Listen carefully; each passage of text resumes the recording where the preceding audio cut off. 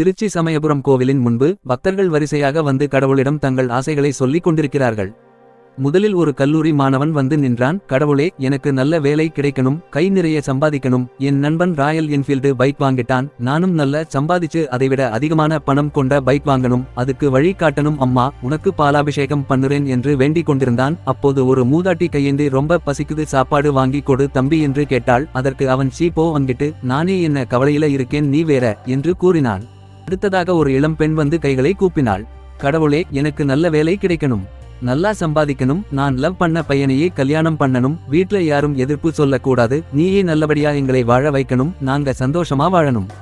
கல்யாணத்துக்கு பிறகு கோவிலுக்கு முன்னாடியே வந்து அர்ச்சனை செய்து உன்னை வணங்கணும், அது மாதிரி நடக்கணும் அம்மா, என் ஆசையை நிறைவேற்றி கொடு என்று வேண்டிக் கொண்டிருந்தாள். அப்போது திடீரென ஒரு மூதாட்டி வந்து, ஆத்தா ரொம்ப பசிக்குது, சாப்பிட்டு ரொம்ப நாளாச்சு, சாப்பாடு வாங்கி கொடு என்று கேட்டாள். அதற்கு அந்த பெண், ஏமா உனக்கு வேற வேலை இல்லையா, நானே கவலையோடு வந்து வேண்டிக்கிட்டு இருக்கேன், என்கிட்ட வந்து புலம்பிக்கிட்டு இருக்க, போமா அங்கிட்டு என்று திட்டினாள். அதன்பின் ஒரு வயதானவர் வந்தார்.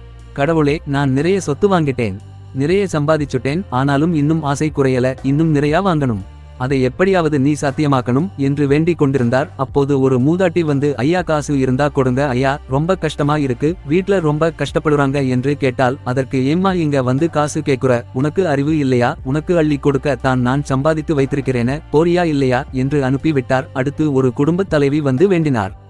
கடவுளே, போன மாசம் நகை கடைக்கு போயிருந்தேன், அங்கே ஒரு நகை புதுசா வந்துச்சு, ஆனா விலை அதிகம்னு சொன்னாங்க, வாங்காமல் வந்துட்டேன், அதை யாரும் வாங்கிடக்கூடாது, இந்த மாசம் எப்படியாவது அந்த நகையை வாங்கணும், அதுபோல இன்னும் நிறைய நகைகள் வாங்க வேண்டும், நீ எனக்கு துணையா இருக்கணும் தாயை, உனக்காக பாதை யாத்திரை வரேன் அடுத்த வருடம் என்று வேண்டிக் கொண்டிருந்தாள். அப்போது ஒரு வயதான முதியவர் வந்து, அம்மா ரொம்ப பசிக்குது, ரொம்ப நாளாச்சு, சாப்பாடு வாங்கி கொடுங்கள் என்று கேட்டார். அதற்கு அவள், யா நீ வேற, நானே என்ன சோதனையில் இருக்கிறேன், நீ வேற, என்கிட்ட எதுவும் இல்ல, தள்ளி நில்லு, போ அங்கிட்டு என்று கூறினாள்.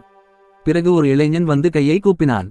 கடவுளே, எனக்கு நல்ல வேலை கிடைக்கணும், நல்ல சம்பாதிச்சு அப்பா அம்மாவை பார்த்துக்கணும், என் தங்கச்சி மற்றும் அக்காவுக்கு கல்யாணம் பண்ணணும், நானும் லவ் பண்ணுற பொண்ணை கல்யாணம் பண்ணிக்கொள்ளணும், நீ அதை நடக்க வைக்கணும் அம்மா, உனக்கு அடுத்த வருடம் திரிசூலம் கொண்டு வரேன் என்று வேண்டிக் கொண்டிருந்தான். அப்போது ஒரு வயதான மூதாட்டி ஒருவர் வந்து, காசு இருந்தா கொடுப்பா என்று கையேந்தி கேட்டால். அப்போது என்கிட்ட காசு ஒன்னும் இல்ல, நானே ரொம்ப கஷ்டத்துல இருக்கேன் என்று சொல்லி தனது பையில் இருந்த 2 ரூபாய் காசை எடுத்து அவனிடம் கொடுத்தான்.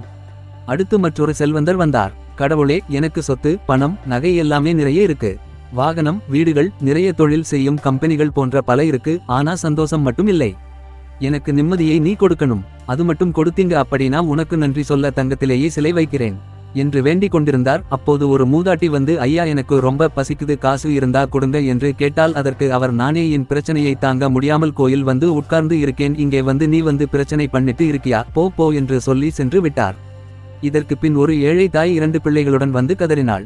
கடவுளே, என் 2 பிள்ளைகளுக்கு சாப்பாடு கிடைக்கல, நான் தான் கூலி வேலை செஞ்சு காப்பாத்துறேன், என் கணவர் தண்ணி போட்டு எங்களை பாழாக்கிட்டார், என் பிள்ளைகளுக்கு நல்ல வேலை வாய்ப்பு தரணும், அவர்கள் நல்லா வாழணும், அவர்களுக்கு நல்ல புத்தியை கொடுக்கணும், நான் உனக்காக 2 பிள்ளைகளையும் அழைத்து கொண்டு எங்க ஊர் பட்டுக்கோட்டையில் இருந்து நடந்து உன் சன்னதிக்கு வரேன் அம்மா என்று வேண்டிக் கொண்டாள். அப்போது ஒரு முதியவர் வந்து, அம்மா ரொம்ப பசிக்குது, காசு இருந்தா கொடுங்கம்மா, யானை சாப்பாடு வாங்கி கொடுக்க முடியுமா என்று கேட்டார். அப்போது அந்த அம்மா கையில் இருந்த சில்லறை காசை அந்த 2 பிள்ளைகளிடம் கொடுத்து சரிபாதியாக கொடுக்க சொன்னாள்.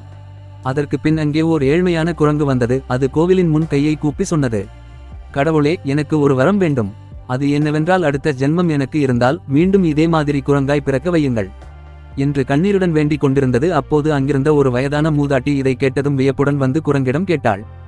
எல்லாரும் தங்கள் ஆசைகளை குவித்து காசு, பைக்கா, நகையா, சொத்தா என்று கேட்டுக்கிட்டு போகிறாங்க, நீ மட்டும் இப்படி சொல்றே, உனக்கு வேற ஆசை இல்லையா என்று கேட்டாள். அதற்கு குரங்கு மெதுவாக சொன்னது, அம்மா, கடவுள் மனிதர்களுக்கு 6 அறிவு கொடுத்திருக்காங்க, ஆனா அந்த அறிவை எல்லோரும் தங்களுக்கே மட்டுமே பயன்படுத்துறாங்க, காசு, நிலம், சொத்து, இது போன்ற ஆசைகள் எல்லாம் கூடிக்கொண்டே இருக்கிறதே, கொஞ்சம் கூட குறையவில்லை, ஆனா ஒரு பக்கம் எத்தனையோ பேர் ஒரு வேளை சாப்பாட்டிற்கு பசிப்பட்டு தங்க வீடு இல்லாம, உடுத்த உடை இல்லாமல், சுத்தமான தண்ணீர் கிடைக்காமல் தவிக்கிறார்கள், அதை கண்டு யாரும் கண்டுகொள்ளவில்லை, இரக்கப்படவும் இல்லை, மனித இனம் உதவிக்கரம் நீட்ட வேண்டும், அன்பா பழகணும், எல்லாரும் சமம்னு எண்ணணும், ஆனா அப்படிப்பட்ட வாழ்க்கை குறைவாகத்தான் இருக்கிறது இங்கே, 5 அறிவு படைத்த நாங்கள் எதுவும் இல்லாம இருந்தாலும் கிடைச்ச சாப்பாடு சாப்பிடுறோம், எங்களுக்குள் எந்த வேற்றுமையும் இல்லை, ஜாதி, மதம், இனம், மொழி எதுவும் கிடையாது, ஒருத்தருக்கொருத்தர் அன்பா பழகி விட்டு கொடுத்து சந்தோஷமா வாழ்றோம், இதுவே எனக்கு நிம்மதி தருது, அதனால தான் கடவுளே அடுத்த பிறவியிலும் என்னை மனிதனாக்க வேண்டாம் நான் மீண்டும் குரங்காகவே பிறக்கணும் என்று வேண்டுகிறேன் என்று கூறியது. அந்த வார்த்தையை கேட்ட மூதாட்டியும் அங்கே இருந்தவர்களும் மௌனமாய் போனார்கள்.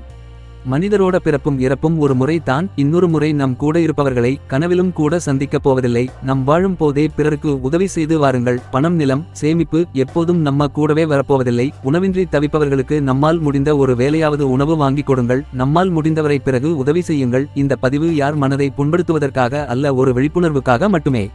இது போன்ற அடுத்த பதிவில் சந்திப்போம். என்றும் அன்புடன் உங்கள் Kannamma films YouTube channel Bala திருமேனி.